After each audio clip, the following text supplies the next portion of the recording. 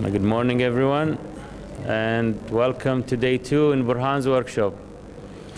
So usually in the workshops, in general, day 1 and day 3 are the most important days, usually. So you get the most benefit or most information on day 1 and day 3. But guess what? This workshop is an exception.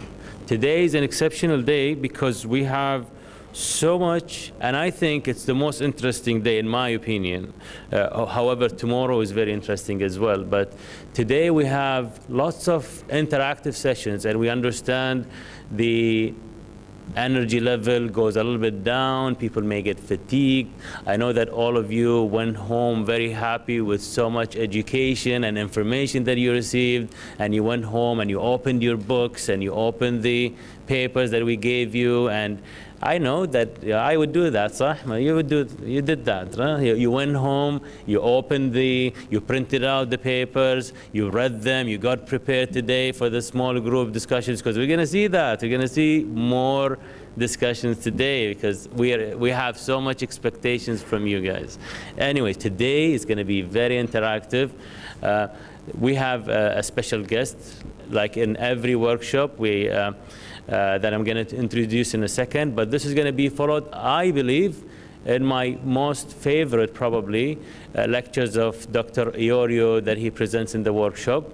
That's how not to be misled, followed by 2 small group tutorials, the usual, and each one of them has a huge amount of education, so get yourself prepared for that, and finished with a very interesting, I should say, interactive session presented by Professor Nasser Bahbahani. So I look forward for today. And now we start probably with the junior colleague, but she's been so experienced with the workshop because this is her third time in presentation with us. Dr. Yasmin Al-Uthman, she's a fellow in the program of clinical immunology and allergy, and she will talk to us about applying evidence-based clinical practice at workplace. So Yasmin, the floor is yours. Thank you, Dr. Fahad. Okay, so this is going to be a little lighter. We're going to look at an example, and please ask questions, if you have any. This is an outline of what we're going to talk about today. We're going to look at an example, like I said. We're going to go through, hopefully review what you guys have already done yesterday. Look at the PICO question, how we look for evidence, touch on the types of studies, and then look at validity, and try to come to a conclusion.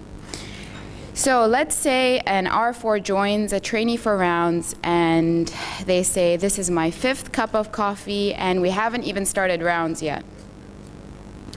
And so the trainee says, you drink so much coffee, it's going to kill you. Now, what do you guys think? Will coffee kill you? Drinking 5 cups of coffee, is it going to kill you?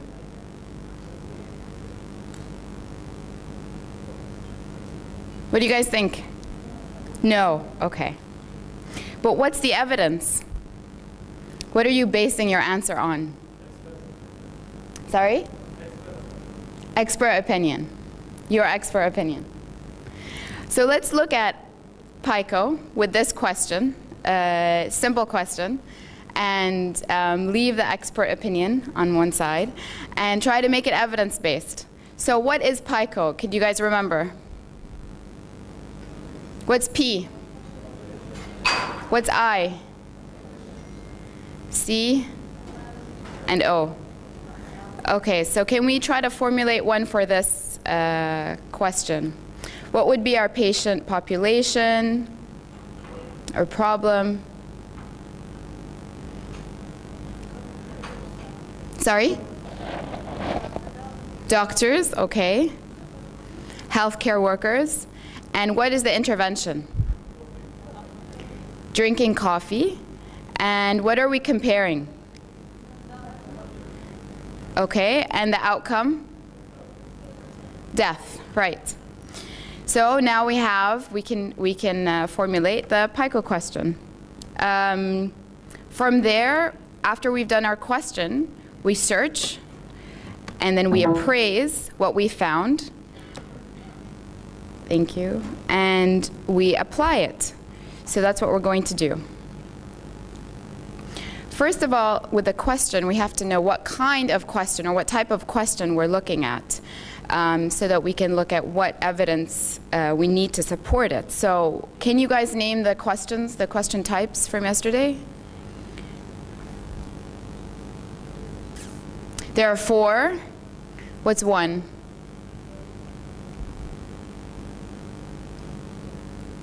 Okay, so we have treatment questions, which are evidence supports how to select treatments to offer your patients that do more good than harm.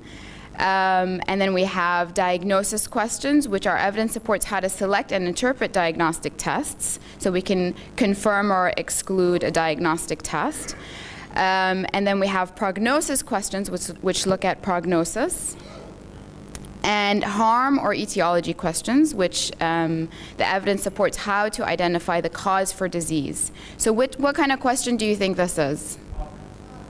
Okay, because the end is death.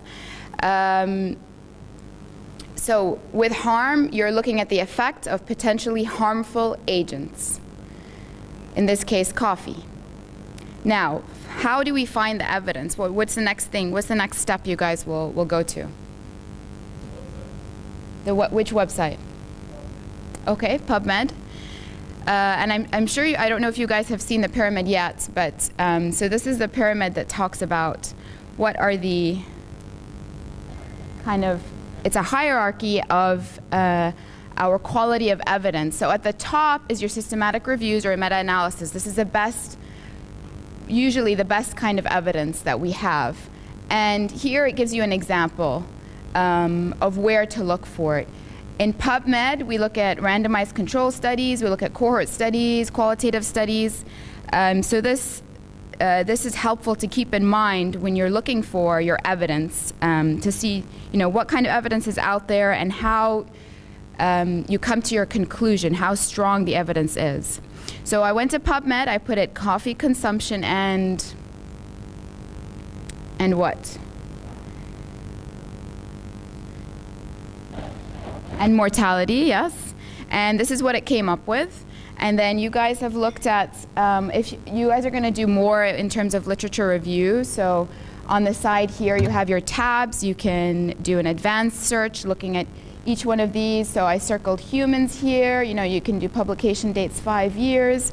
You guys will go through this in more detail in the other lectures. And I came up with this article. It's from the New England Journal of Medicine. Which most people love, and it's from 2012, so it's a fairly recent article, and it seemed to fit everything I was looking for.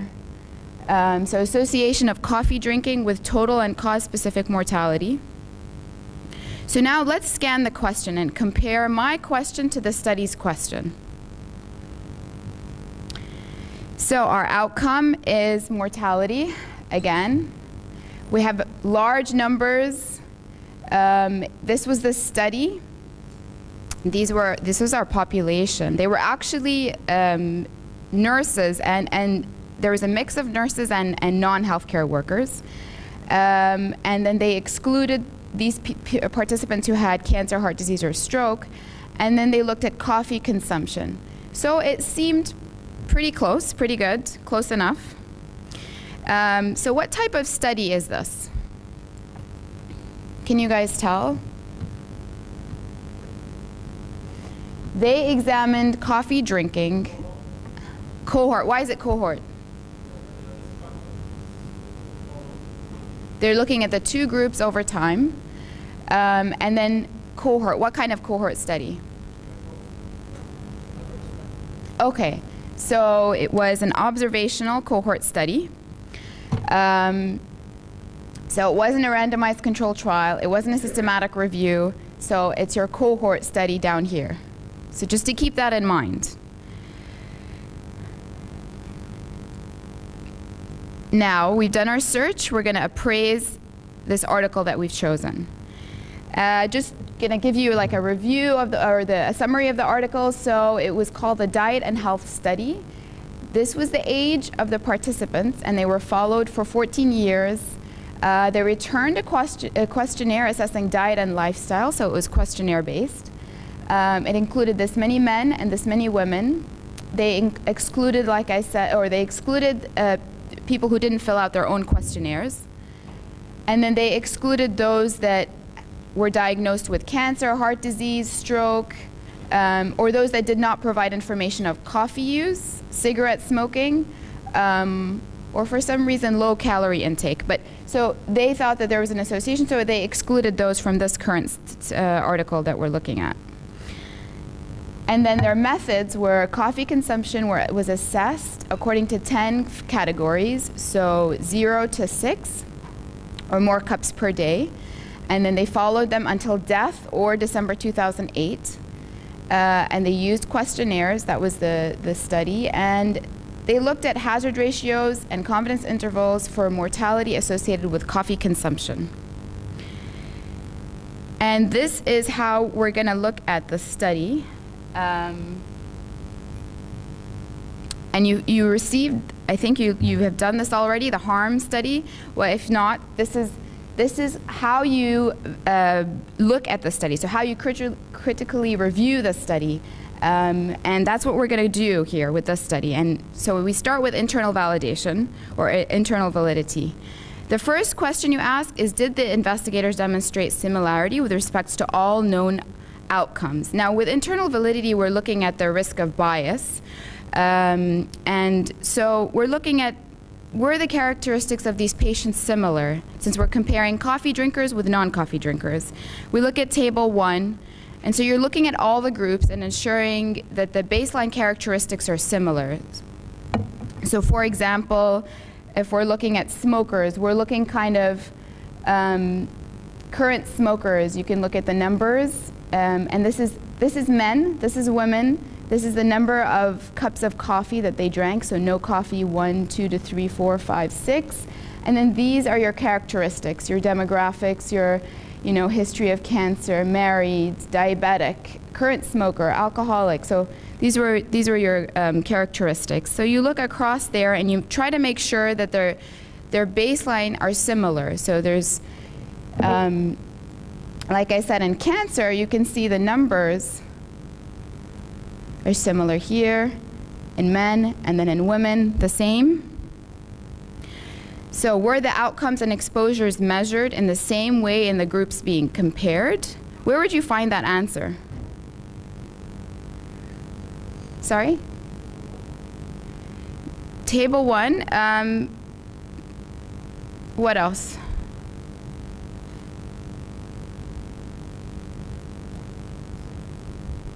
So for these, you're also looking at the methods section. So again, we looked through how the study was done. And here's table 1 again. And this kind of just repeats what I said earlier. Was the follow-up sufficiently complete? So again, this is part of your internal validity. Were people dropping out? Was the sample size affected? In this study, they talked about how they did their follow-up, since it was over 14 years. And it says the participants were followed up from baseline until the date of death, like we said. And they used the postal service. They had things mailed in to get their answers for the study. So now we've done our internal validity side. These were the characteristics that they had found with their patient population. So coffee drinkers were more likely to smoke, consume alcohol, eat more red meat, have a lower level of education in their study, less likely to engage in physical activity, and they reported lower levels of consumption of fruits, vegetables, and white meats. So this was based on those numbers. Here, this kind of just shows that in your table how a current smoker, the percentage is 4.8 with no coffee, and then it goes up to 34 with 6 or more cups of coffee. Now we'll go to external validity. So we're talking about the strength of association. So what do we have to look, what are we talking about when we look at strength of association between the exposure and the outcome? So you have two variables. Hazard ratio, good. And then how precise is the estimate of risk? When we're talking about precision, what are we talking about? Good. Okay. So the hazard ratio for death among men who drank coffee as compared with those who did not drink coffee, you can see here. It's an expression of death in the treatment arm with the hazard of the event occurring in the control arm. So we can see these are just the numbers. This is your confidence interval, and these are all the cups of coffee. So I've displayed them here. And so what do you guys understand what all of this means? So if we're looking at confidence interval, a narrower confidence interval means a more precise study usually. And if it's wider, we're talking about, you know, either a small sample size or you're uncertain about the magnitude of the effect. When you cross no effect or 1, then you have to question the effect of the intervention. So again, if the experiment were to be repeated 100 times, 95% of the time we'd be within the confidence interval range. So I mean, we're looking at the sample size. This is a forest plot. You guys have looked at these. The hazard ratio for death from all causes. Here they looked at 4 or more cups of coffee per day. Here's 1. Here this is men and this is women. So let's say here you're crossing 1. These are patients this is the subgroup that had cancer. And these horizontal lines represent your 95% confidence interval. You can see on this side it's coffee protective. On that side it's a risk. So that helps you organize the data a little bit. Here we can see, so although the confidence interval is not large, it's not that wide, we have 1 within the range. So that again makes you question how effective the treatment or the coffee drinking is. This is table 2. So if we're going to extract data from table 2, we have a hazard ratio and 6 or more cups of coffee. I just took this as an example. This is in men. And the hazard ratio is 0.9. And here's the number for no coffee drinkers or who didn't drink coffee. So men who drank 6 or more cups of coffee per day, you could infer had a 10% lower risk of death from all-cause mortality from that slide. And then for women, I did it for women as well in this category of consumption, they had 15% lower risk, all-cause mortality. And it was similar whether it was caffeinated or decaffeinated. And that's since your hazard ratio is 0.9. Now, how applicable is this to my question? Were the study patients similar to my patients? So our patient or our population we looked at, we were thinking healthcare worker, and we were thinking someone young. Here the age was 50 and up, yes. So I don't know how applicable. The youngest patient in this study was 51. Was the duration of follow-up adequate? I think 14 years of follow-up is good, but we're looking at mortality in older people. And this is just what I said. This is where I found it. So can you guys think of any confounders in this study? We didn't go through the study in detail, but. Okay, sugar.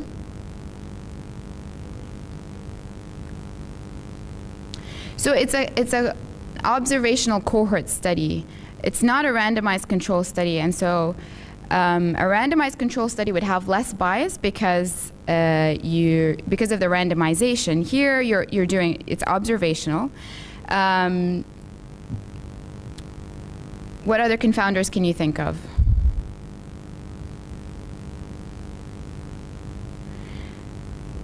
So Coffee consumption was inversely associated with diabetes, that came up, positively associated with unhealthy behaviors. The coffee consumption was assessed by self-report at a single time. So it was one questionnaire over the 14 years. So what if they had changed their coffee drinking habits over those 14 years? So this may not reflect long-term patterns of consumption. And then they talked about how the coffee was prepared, you know, if that could affect it, whether it was espresso or, you know, what kind of coffee, the method. Persons with chronic disease and poor health might not drink coffee. Those who exercise might be more likely to drink coffee. There's an inverse association between coffee and mortality. It's stronger even in the never smoked or former smokers. So there's a link there between the smoking and the coffee. They talk about the possible health benefits of coffee. There's antioxidants and compounds that might be important. Again, you know, there's no real evidence for that. So what do we tell the trainee here? What's our conclusion just looking at this one article?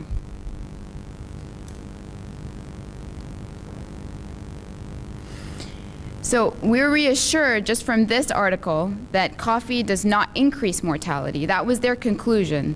So they could say that there was a relationship there between those who drank coffee did not have an increase in mortality. Thank you. Do you guys have any questions? Well, thank you first. Can you give it a round of applause? Thank you. Thanks, Yasmin. Yasmin, this is actually a question not for you, but for the crowd. Someone has said, or there is a link between coffee and confounders, especially that we're dealing with an observational study.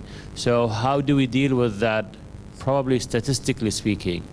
I'm sure they heard that yesterday sometime. You're not here, but how do you solve this issue statistically speaking?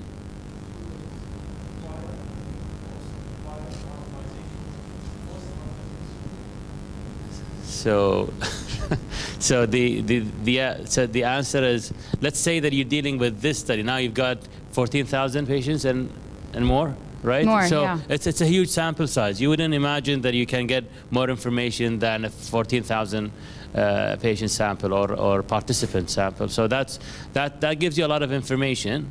I guess in dealing with this particular observational study, so the other option would be probably the closest to the truth. So we would do stratification. So what do you mean by stratification? Yes. So you'll ask your biostatistician to stratify based on the confounder. How do we do that? Can someone explain it as well?